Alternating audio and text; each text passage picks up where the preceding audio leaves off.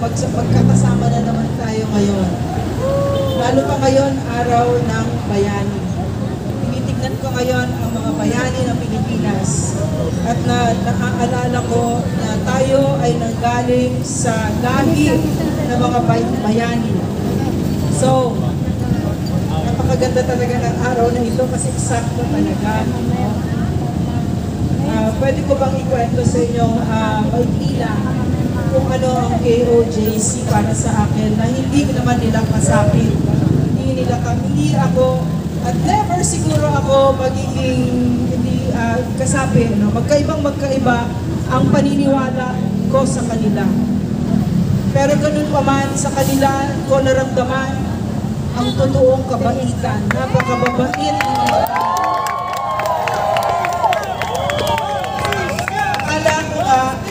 Nagsimula ako sa SMNI, akala ko nagbigay ng memo si Pastor na, uy, maging mabuti kayo kay Lorraine. Kasi napakabubuti talaga. Kasi hindi lang talaga ako sanay sa kanila, no, ng ganyang klaseng kabutihan. At saka yung standards for excellence, yung honesty, yung tapang, yung pagmamahal sa bayan. No? So, itong pagpupunta kayo ng KOJC, doon sa compound na ngayon ay hinahalay ni Bongbong Marcos, no? Para kayong nasa paraiso. At makikita mo, kahit na magulo sa labas, kahit na nandyan na yung mga pulis, no? Nag-imoy espiya sa kanila at tinathreaten at hinaharas, pag pumasok ka ng KOJC, para siyang paraiso. Totoo yan. Like kasi I don't think, I feel so blessed na naabutan ko at nakita ko yung pag pumasok ka ng isang lugar, kahit hindi ka kasapi ka din. Na parang everybody welcomes you, napakaganda ng mga puno, ang linis-linis. Pag kumain ka, sarap-sarap, napakasarap ng pagkain. Yung mga tao, lahat masaya, nakangiti. At yung KOJC compound na yan ay pamamahay ng napakaraming members ng KOJC. Nandyan ang mga anak nila, nandyan ang mga matatanda, dyan sila nag-aaral, dyan sila naglalaro, dyan sila nagluluto, dyan sila kumakain. Ano ang ginawa ni Bongbong Marcos?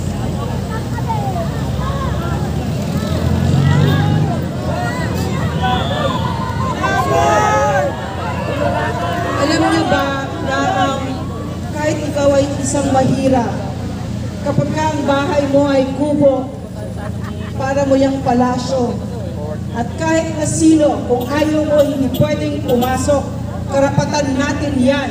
Kahit hari ang gustong pumasok, pero ayaw mo, karapatan natin yan. Pero ano ang ginawa ni Bongbong Marcos? Sinabi niya sa atin ng maliwanag, lahat ng mga karapatan natin na sagrado, tinanggal na niya. At alam niyo ba kung bakit? Ang nasa likod nito ay ang United States of America.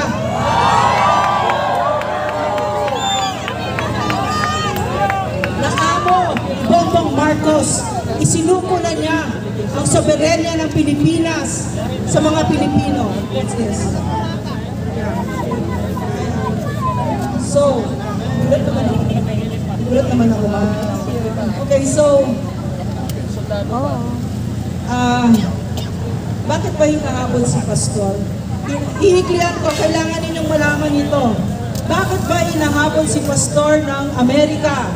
Hinahabol si Pastor ng Amerika kasi ang Amerika, hindi siya makapaniwala na merong isang pastor na pwedeng maging matagumpay.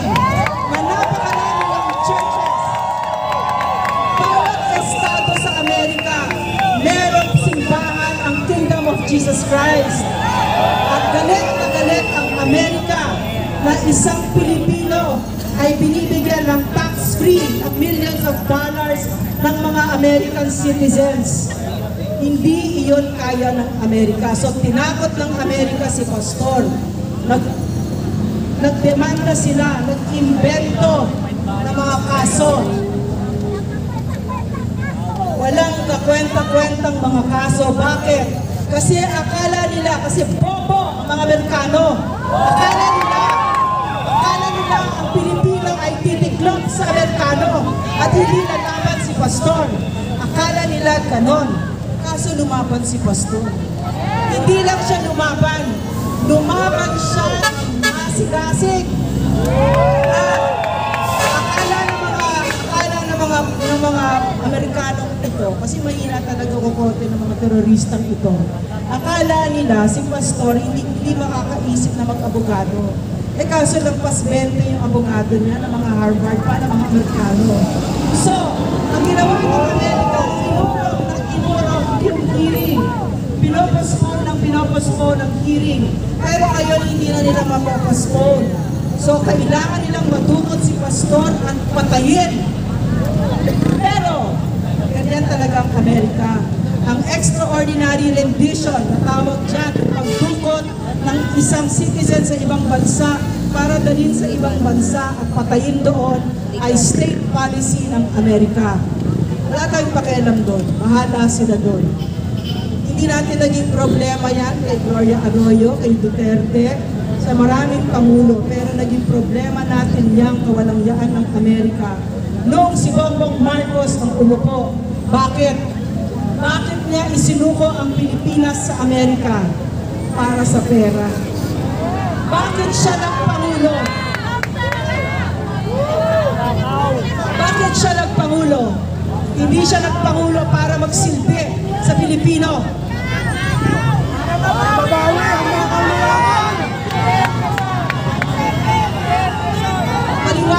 Maliwanag na sa atin ngayon. Nalilinlang niya si Inday Sara Duterte. Nililinlang niya tayong lahat. Silang dalawang magkapatid, si Amy Marcos at si Bongbong Marcos, ay nagpunta kay Inday at humingi ng tulong. Pero pala, ang plano pala nila, kasi tayong mga normal tayong mag-isip, akala natin, babawiin nila yung magandang pangalan, kunwari, yung pangalan ng pamilya nila. Yung pala hindi. Nasipa na sila sa poder, ayaw na nilang maulit yan. So kapag nahawakan na nila ang kapangyarihan, ang plano nila, hindi na nila pakakawalan yan, at hindi lang yan, paparusahan nila ang Pilipino na sumipa sa kanila noong unang panahon.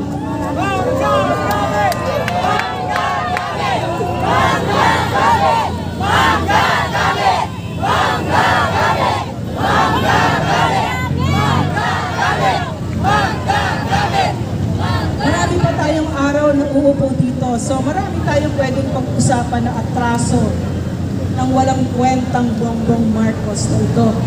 Pero for now, yun lang muna ang sasabihin ko. At sasabihin ko din na nagkamali talaga siya. Kasi akala niya, katulad ng mga Amerikano, mga amo niyang Amerikano, titiklop tayo dito. Akala niya, papayag tayo dito. Akala ng Amerika na ngayon ay hinahalay ang sagradong KOJC na ngayon ay may mga plano pa na pasasabugin ang mga bomba na ang mga buildings doon. Hostisya! Hostisya! Hostisya! Hostisya! Hostisya! Hostisya! Hostisya! Hostisya! Hostisya! Kahit hindi ako kasapi ng KOJC, napakasakit isipin yon. So, para doon sa mga akala nila tungkol kay Pastor Kibuloy lang ito at tungkol lamang ito sa KOJC, nagkakamali kayo. Kung kaya nila gawin ito kay Pastor Kibuloy, na milyones ang followers, kung kaya nila ito gawin kay Pastor, na very powerful public figure, papasok sa bahay niya, sa tingin nyo, safe kayo? Tingin mo meron pang safe sa atin? Wala na. Wala nang safe sa atin. At narinig natin sa mga nakakahiyang mga opisyal niya, katulad ni Lucas Bersamin, walang kaprinsipyo itong Marcos team na ito. Narinig natin ang mga excuses nila na tinatanggap nila lahat ito. Narinig natin kay Abalos, nakakahiyang sinabi niya yung pagkakalat ni Bongbong Marcos sa Davao. Wala daw kinalaman si Bongbong Marcos doon.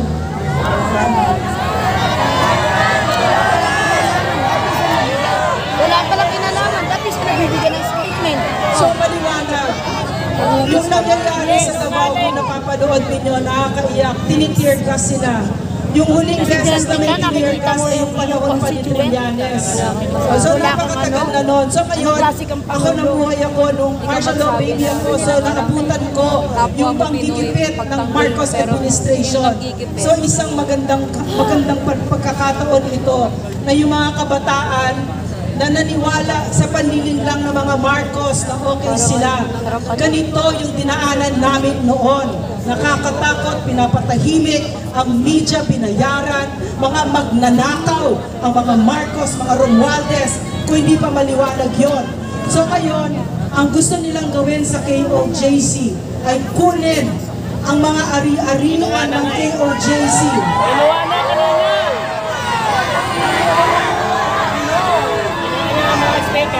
Na ginawa din.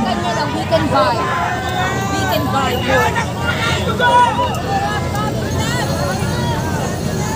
Na ginawa din ng tatay niya. Sa madaling salita, ang kasaysayan ay umuulit lamang. At umuulit ang kasaysayan kasi binibigyan tayo ng pagkakataon na baguhin ang mga sarili natin. So, nalulungkot ako sa totoo na. Sobrang Afraid to die for this fight. nangyari sa Davao. Tubig, bigyan niyo po. Bigyan niyo po tubig. No more Marcos. You should go down right now. Etong dayain. Taong bayan ng At isang pagkakamali na ginawa naman natin ang mga ganon. ay Smart man. hindi natin Diba? itinuro ng mabuti ang paglalapastangan ni Ferdinand Marcos Sr. sa mga anak natin kung kaya't nakapag-imbento pa sila ng kwento. Siyempre, merong mga komunistang terorista na ginamit itong martial law pero para sa kanilang ayenda. So napakaganda na pagkakataon na ibinibigay sa atin na aayusin natin ang ating bansa na naka-anchor siya sa katotohanan ng kasaysayan. So, very, very proud to be here with you at maraming salamat sa pakikipaglaban niyo sa ating bansa. At yun na muna. Maraming salamat. Maraming salamat po, Ma'am Lorraine Badoy.